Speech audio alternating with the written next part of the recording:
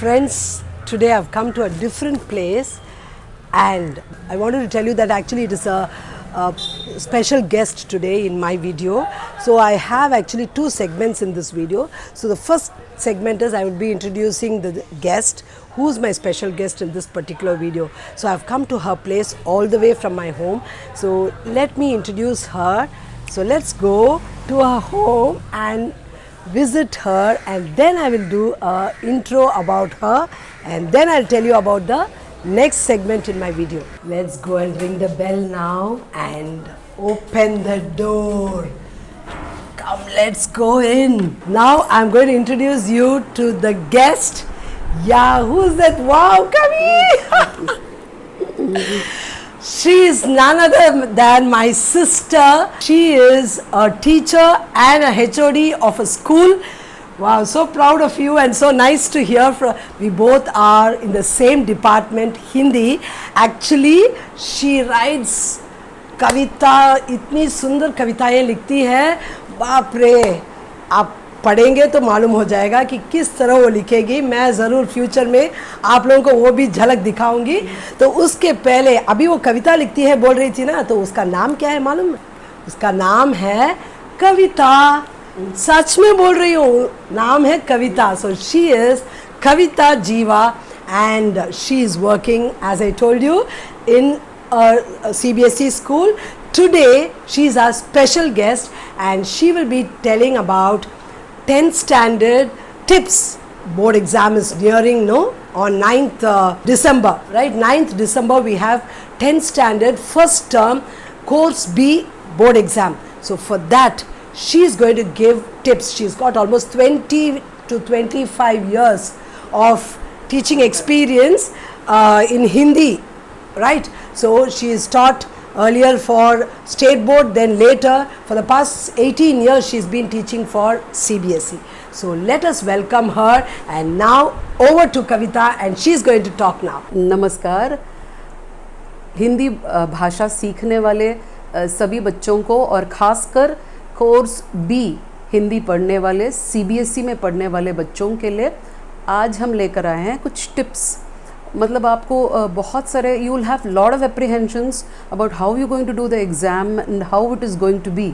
So I will give you some tips through which you can score as much as possible, hoping that this video will help you learn more, and you will also learn the tricks and you will pass on to the other people later on also maybe. ठीक है, हम video में जाते हैं और देखते हैं. अपना पीपीटी में प्रेजेंट करूंगी, उसके हिसाब से मतलब आप जानेंगे कि पैटर्न क्या है और कैसे हमें जो है हर बात को याद रख के समय की पाबंदी के अनुसार कैसे काम करना है और कैसे सबसे ज़्यादा अंक पाने हैं. क्योंकि अंत में बोलते हैं ना, अंक ही जो है चाहिए, तो सभी यही चाहते हैं. तो अपनी खुशी के लिए और अपने बड़ों की खुशी के लिए हम ये कोशिश करेंगे और हमारी कोशिश जारी रहेगी. आशा करती हूँ कि आपके लिए ये फ़ायदेमंद हो. चलिए पीपीटी में चलते हैं. तो आज हम देखेंगे टाइम मैनेजमेंट, स्कोरिंग और टर्म का पूरा जो सिलेबस है वो सब, और सबसे बढ़िया चीज़ क्या है, tips.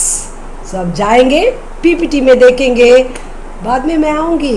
To see the tips and the pattern for term 1 board exam December 2021 class 10 Hindi course B. I'm Kavita here. I hope this will help you to score good marks in the examination. On the basis of the question paper, we're going to see how we're going to write it.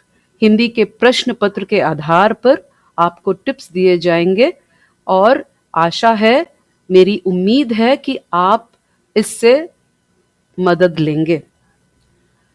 अपठित गद्यांश 2 में से 1, pros comprehension 1 out of 2 you have to write, which carries 5 marks.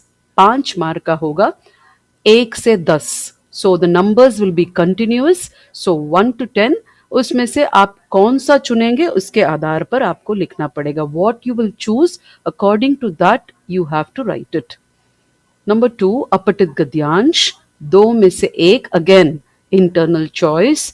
From 2 you should write 1 and again 5 marks, फिर से 5 अंक, 11 से 20, 11 to 20. So which 5 you going to answer, कौन से 5 आप answer करने वाले हैं, उत्तर देने वाले हैं, इसे आप पक्का कर लीजिए रीडिंग टाइम में.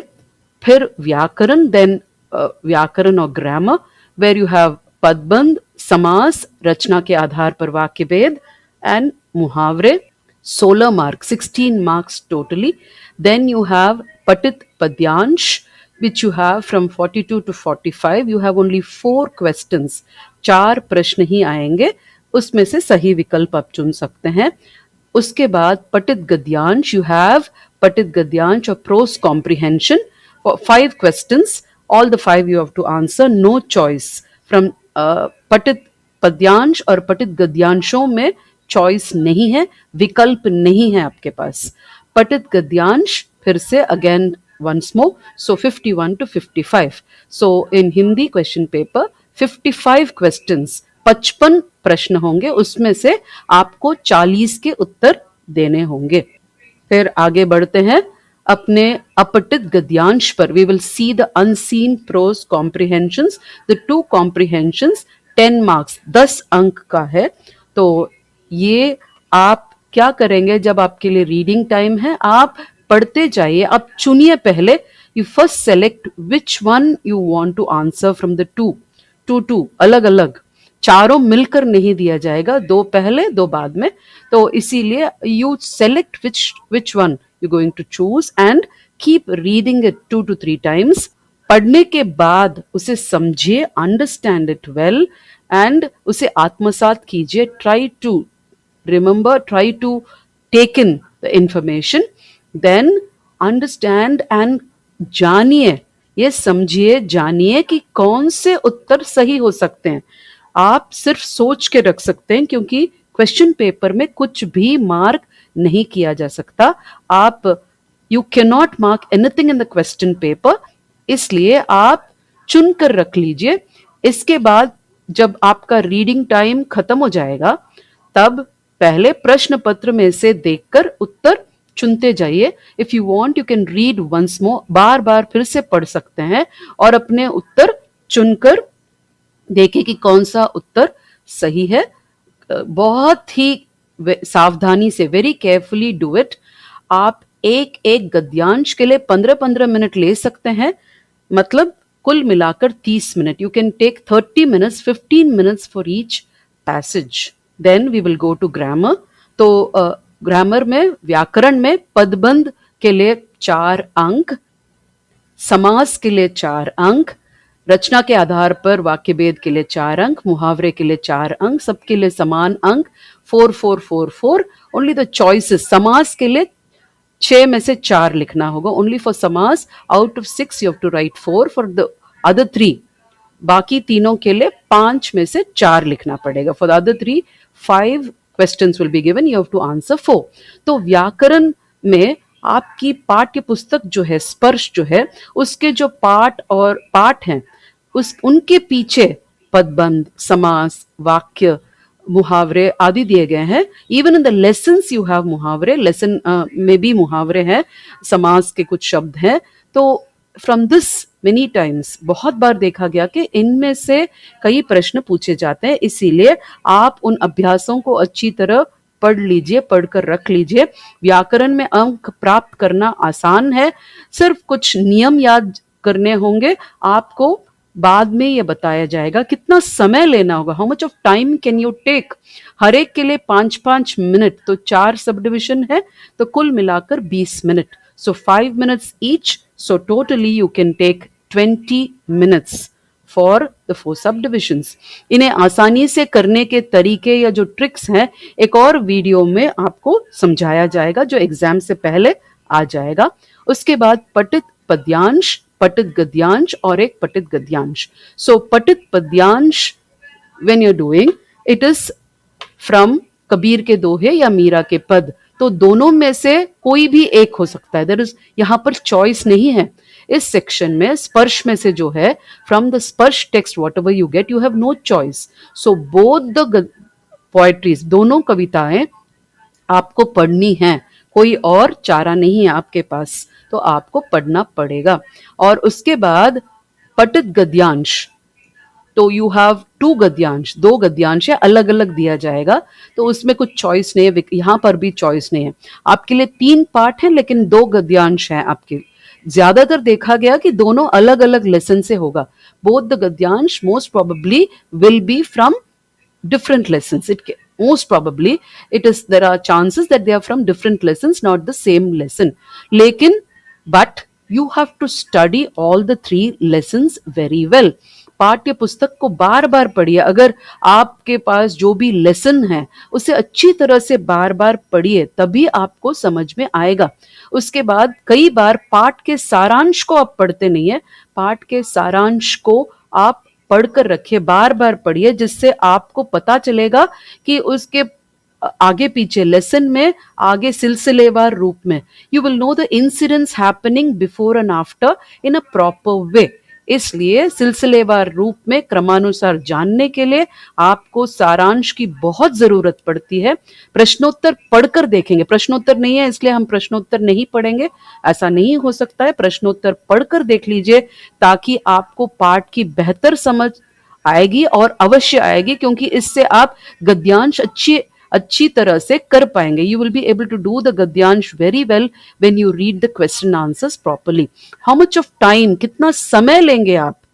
हर एक के लिए अगर 10 मिनट, पद्यांश के लिए 10, पठित एक और पठित गद्यांश के लिए 10, ऐसा लेंगे, 30 मिनट आप लेंगे तो आपका समय निश्चित हो जाएगा। 30 minutes you can take for the 3, 1 पद्यांश and 2 gadyansh. So that way it will become easy, and after this you can see that 10 minutes are still remaining.